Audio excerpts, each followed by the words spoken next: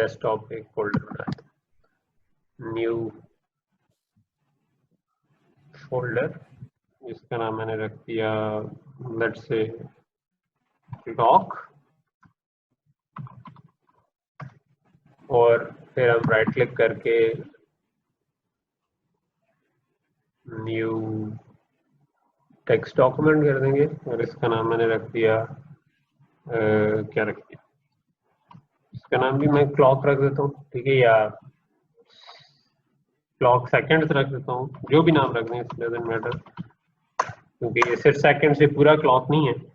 So again code लिखना होगा तो मुझे क्या करना होगा, ये मेरे सामने जब तक ऐसी डिजाइन डायग्राम आपके सामने ना हो आपने कोड नहीं लिखना। अब क्योंकि हमारे पास है तो we can start writing code, और हमने इसमें 2 काउंटर बनाने हैं, ठीक है। तो बाहर से इनपुट क्या आ रही है इस पूरे सिस्टम को, क्लॉक आ रहा है, उसके अलावा कोई मे बी रीसेट का सिग्नल, क्योंकि ताकि हम इन सबको शुरू में 0 कर दें, और बाकी अगर हम चाहें तो ये काउंट जो है we can make it an output, ठीक है। हम इस काउंट को कह सकते हैं कि जी ये मेरा सेकंड्स का काउंट आ रहा है भाई, ठीक है, सेकंड्स। तो अगर मैं इसका कोड लिखना चाहूँ तो मैं लिखूंगा मॉड्यूल, अच्छा मैंने इसकी एक्सटेंशन गलती से टेक्स्ट रख दिया, लेट मी चेंज दैट,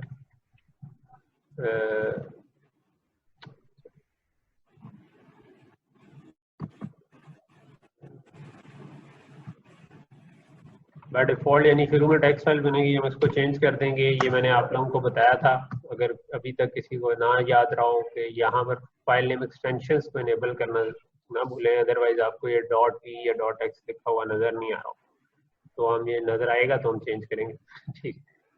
अच्छा ये कह रहा है कि ये तो अवेलेबल नहीं है, मैं इसको दोबारा खोल, ओके।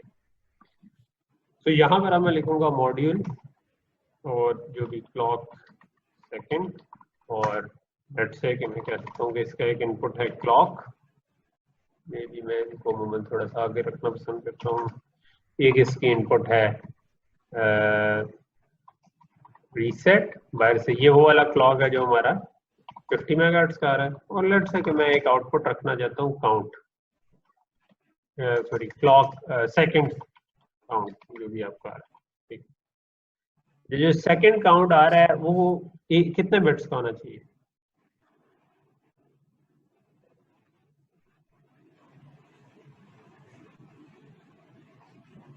उसमें 59 तक वैल्यूज जानी है। तो 59 तक वैल्यूज का मतलब है कि उसकी वैल्यू कि इतने बिट्स होने चाहिए कि 59 तक आ सकें। तो अगर 2 की पावर में हम सोचें तो 59 से नेक्स्ट वैल्यू 64 है, और 63 जो वैल्यू होती है वो बेसिकली 64, 0 से 63 तक वैल्यूज आपकी 6 बिट में आ जाती हैं। तो हम 5 डाउन टू 0, यानी एक बिट में 0 और 1 आ सकते हैं, 2 में 0 to 3 आ सकते हैं, यानी 4 जो है वो 2 बिट में आ सकते हैं, 8 3 में आ सकते हैं, 16 4 में आ सकते हैं, 32 5 में, और 64 6 में। तो ये हमारा, और ऑब्वियसली इसके आगे हम लिखेंगे एंड मॉड्यूल। तो ये वो बन गया जिसके अंदर हमने कोड लिखा। अब हमने एक एक करके देखना है कि हमारे डिजाइन में क्या चीज आ रही है। हमारे डिजाइन में आ रहा था ये काउंटर, तो इसको कोड करना शुरू कर। लेट्स से कि पहले मैं ये वाला काउंटर बना लेता हूँ। सो ये रजिस्टर बनाना है, तो इसका मतलब है ऑलवेज एट ऑलवेज क्लॉक, ठीक है। तो I just right always at always clock, ठीक है। आगे मैं चाहता हूँ कि इसको क्लियर कर दूं जब काउंट की वैल्यू 50 मिलियन -1 हो, तो ऑब्वियसली मुझे इसको एक डिक्लेयर कर देना चाहिए रेज काउंट, लेकिन ये कितने बिट का होगा, अगेन इसमें आपको 50 मिलियन वैल्यूज आनी है, ठीक है। तो ये कितनी बिट काफ़ी होंगी, मैं आपको एक रफ सा आइडिया दे दूं कि 10 बिट्स जो है ना वो 1000 वैल्यूज तक हैं, बेसिकली 1024 तक हैं। 20 बिट्स जो हैं वो 1 मिलियन तक काफ़ी होती हैं, 30 बिट्स जो होती हैं वो 1 बिलियन तक काफ़ी होती हैं। तो लेट्स से कि मैं इसको 30 बिट्स का बनाया, ठीक है, या 29 डाउन टू 0 बनाया, तो it should be more than enough, क्योंकि हमने 1 बिलियन से तो कम ही रखा, ठीक है। तो कि मैंने इसको 30 बिट्स का बना दिया, लेकिन basically to be more exact आप अगर 50 मिलियन तक ही जाना चाहें तो 50 मिलियन के लिए प्रॉब्ली 26 बिट्स ही काफ़ी होंगी, क्योंकि 20 बिट्स फॉर 1 मिलियन, 6 बिट्स से वो 64 मिलियन तक जा सकते हैं।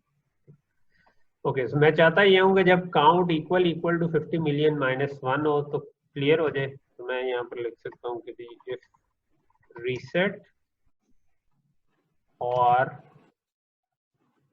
यहाँ पर मैं चाहूँ तो एक नाम नया भी बना सकता हूँ, क्लियर काउंट, जो एक और सिग्नल होगा, जो कि ये वाला सिग्नल को मैं नाम दे दूँ। तो तब मैं क्या करूँ, चाहूँ तो मैं इधर simple count equal to 50 million भी लिख सकता था, लेकिन मैं थोड़ा सा नीट बनाने के लिए कर रहा हूँ। तो मैं इसको 0 कर दूँ। हमेशा पॉज एज क्लॉक के अंदर ये नॉन ब्लॉकिंग असाइनमेंट, और क्योंकि इसमें इनेबल नहीं है, हमेशा ही इसमें चलते रहना, तो एल्स इफ के बजाय सिंपल एल्स लगेगा। और एल्स में मैं क्या करूंगा, मैं कह दूंगा कि count is equal to count plus 1। ठीक है, तो ये मेरा रजिस्टर बन गया, मगर ये वाला क्लियर सिग्नल अभी मैंने डिक्लेयर भी नहीं किया और इसकी लॉजिक भी नहीं लिखी। ठीक है, तो यहाँ पर मैं क्लियर काउंट की लॉजिक, तो मैं एक रेज बना देता हूँ, क्लियर काउंट। रेज इसलिए क्योंकि मैं ऑलवेज का ब्लॉक आगे यूज करने जा रहा हूँ, और इसकी लॉजिक क्या है कि जब भी काउंट की वैल्यू 50 मिलियन -1 हो तो ये 1 हो जाए करे। तो मैं कह सकता हूँ, क्योंकि ये कंपैरेटर है, तो ये ऑलवेज एट स्टैटिक ब्लॉक में आएगा। This is not any register, this is a comparator जो कंपेयर कर रहा है इक्वल टू। और यहाँ पर मैं सिंपल लिख सकता हूँ कि clear count is equal to, इसको साइन क्या करना है कि जब भी काउंट की वैल्यू 50 मिलियन -1 से, तो मैं कह सकता हूँ कि count is equal to 50 million -1 which is 49, और उसके आगे 6 9, 1 2 3 4 5 6। ठीक है, मैंने आपको वैसे ये भी बताया हुआ था कि हम अंडरस्कोर भी डाल सकते हैं और टिक डी भी डाल सकते हैं, लेकिन बाय डिफॉल्ट डेसिमल ही होता है, इसलिए मैं इसको ये भी लिखूंगा तो ये चलते हैं। तो ये क्या कह रहा है कि इसको इक्वल टू का मतलब है कि ये कंपैरेटर है, इक्वालिटी कंपैरेटर, और उसकी आउटपुट ट्रू या फॉल्स आती है, जो कि मैं क्लियर काउंट के अंदर असाइन कर। ये टोटल हमारे एक रजिस्टर का कोड हो गया, और इसी तरह का आप कोड लिख देंगे और सेकंड रजिस्टर। ठीक है, मे बी अगर लेट मी सी कि मैं अगर I'll just copy paste it। ठीक है, और मैं जो बनाना चाह रहा हूँ वो सेकंड काउंट के लिए बनाना चाह रहा हूँ, और क्योंकि ऑलवेज ब्लॉक में आ रहा है तो I should write a reg share, because always block में रेज होता है। अब मैं काउंट के बजाय इसको लिखना चाहता हूँ सेकंड काउंट, सेकंड्स काउंट। ठीक है, और सेकंड्स काउंट, और ये भी सेकंड्स काउंट। ठीक है, अच्छा, दूसरा इसमें फर्क क्या है कि इसका इनेबल है, विच इज बेसिकली जो दूसरे का क्लियर था वही इसका इनेबल है। तो ये जो ऊपर से क्लियर आ रहा है, इसको, ये इसका इनेबल है, तो मैं इसको एल्स इफ में डाल सकता हूँ। तो ये हो गया, और इसका अपना एक क्लियर होगा जो कि एंड होकर आना। ठीक है, तो मैं इस सिग्नल का नाम कहता हूँ क्लियर सेकंड्स काउंट, और ये मुझे एक नया सिग्नल बनाना पड़ेगा जो कि सेकंड्स को क्लियर करे। ठीक है, तो I'll just write clear seconds count. तो ये एंड हो रहा है कि काउंट की वैल्यू 59 हो एंड दूसरा इनेबल भी आ रहा हो। इनेबल जो था वो दूसरे वाले का क्लियर था, तो I'll just write कि जो सेकंड्स काउंट की वैल्यू है, अगर वो 59 हो तो नॉट, ये वाला हम खत्म कर देंगे कि हमारे पास इधर ये 59 वैल्यू है। एंड के लिए हम एंड का साइन डालते हैं, एंड ये वाला इनेबल आ रहा हो जो कि दूसरे वाले काउंटर का क्लियर था, जो कि हमारा इनेबल भी था दिस में। तो मैं इसको इसके साथ एंड दैट्स इट। ये हमने किया, ये हमारा कोड हो गया। इसके साथ आप टेस्ट बेंच लिखें, टेस्ट बेंच भी बड़ा सिंपल है इस केस में। ये वाले में तो 50 मिलियन करने हैं, मैंने इसीलिए आपको थोड़ा सा उसको छोटा करके दे दिया है कि 2 मेगाहर्ट्ज का क्लॉक दिया है, क्योंकि आपको सिर्फ इनपुट पे क्लॉक देना है और रीसेट देना है। शुरू में रीसेट दें, उसके बाद इसको चेक करने के लिए मुझे कुछ मिलियन साइकिल्स का इंतजार करना चाहिए, ठीक है। तो आपके केस में आपको जितने साइकिल्स का इंतजार करना होगा आप वो करें, कि जिसमें कम से कम वो बढ़ता जाए, ठीक है। मैं वैसे इसको टेस्ट करने के लिए कई दफ़ा ये वाली वैल्यू छोटी कर देता हूँ। अगर मैं इसको छोटी कर दूँ, मैं बजाय 49 मिलियन साइकिल्स इंतजार करता जाऊँ तो वो मेरी VCD फाइल का बन जाएगी। उसके बजाय मैं इसको लेट से सिर्फ 49 तक इंतजार करूँ, तो मैं हिसाब से देख लूँ कि वो ठीक चल रहा है कि नहीं। तो अगर वो ठीक चल रहा है तो फिर बाद में एक्चुअल में इसको बढ़ा दूँ। ओके, तो यहाँ तक चीजें क्लियर हो गई कुछ?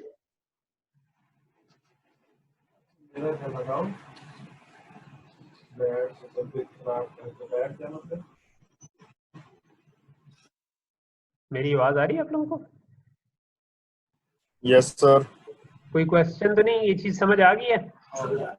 यस सर, मुझे आ गई है। तो यही वाला काम आपने करना है इधर। बस आपने, मैंने 50 मेगाहर्ट्ज के हिसाब से किया, आपने 2 मेगाहर्ट्ज के हिसाब से देखना है। मैंने 1 सेकंड के लिए किया, आपने 10 मिली सेकंड के हिसाब से करना है। और दूसरा वाला काउंटर जो है वो मैंने सेकंड्स का बनाया, तो मैंने उसको 59 पे क्लियर किया था, आपको 100 पे क्लियर करना है। वेरिलॉग कोड मैंने जिस तरह लिखा है आप भी तकरीबन उसी तरह लिख सकते हैं, ठीक है। आप, मैंने देखा है बहुत ही उसी तरह लिखते हैं, यानी तो सारे नाम भी वही लिख देते हैं। नाम अपनी मर्जी से रखें, ठीक है, तो ताकि आपका अपना कॉन्फिडेंस बिल्ड हो इसके ऊपर। नाम बिल्कुल जिस तरह सी कोड में लिखते हैं उस तरह वेरिलॉग कोड में भी वैसे ही नाम लिख सकते हैं कोई। और इसको वेरीफाई करें अपने रिजल्ट्स को, ठीक है। और उसके बाद आप इसकी वो जो मैं ऑफिस लेंस वगैरह आपको मोबाइल पे इंस्टॉल्ड हो तो डिजाइन डायग्राम की तस्वीर खींचे, ठीक है। और उसको और ये दो जो वी फाइल्स हैं ये साथ उसको भेज दें, VPP फाइल भी भेज दें, ताकि वो उसको सिर्फ चला के देख सके कि ठीक चल रहा है कि नहीं चल रहा। ठीक हो गया जी? चले, अगर कोई क्वेश्चन है तो पूछ लें, नहीं तो फिर हम इसको सेशन को क्लोज कर सकते हैं and you can start focusing on the assignment.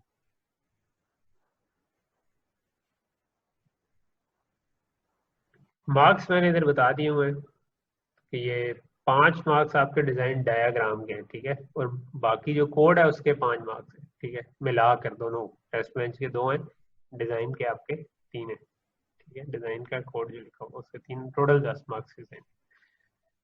Sir ji final कब होंगे हमारे? यार ये मुझे अभी नहीं पता, क्योंकि कोरोना वाली सिचुएशन खुद भी क्लियर नहीं है जी कि क्या होगी, ठीक है। I don't know. आप लोगों का काफी सारी असेसमेंट, तो ये आप इसको इस तरह समझें कि हो सकता है कि आपकी फाइनल असेसमेंट ये असाइनमेंट्स भी हो सकती हैं, मुझे नहीं पता, या कोई इसी किस्म का कोई आखिर में कोई ऑनलाइन एग्जाम हो, लेकिन पोटेंशियली ऐसा हो सकता है। हमारा लकीली अच्छी चीज ये है कि हमने जितना कोर्स कंटेंट पहले कवर कर लिया था और वेरिलॉग का जितना पोर्शन अभी हमने कवर थोड़ा बहुत कर लिया है, वी कैन कॉल इट कि यार ठीक है, ये हमारा DLD कवर हो गया। ये नॉर्मल जितना मैं कवर करता हूँ उससे कम होगा, लेकिन क्योंकि FPJ पे हमें हाथ साफ करने का मौका नहीं मिला।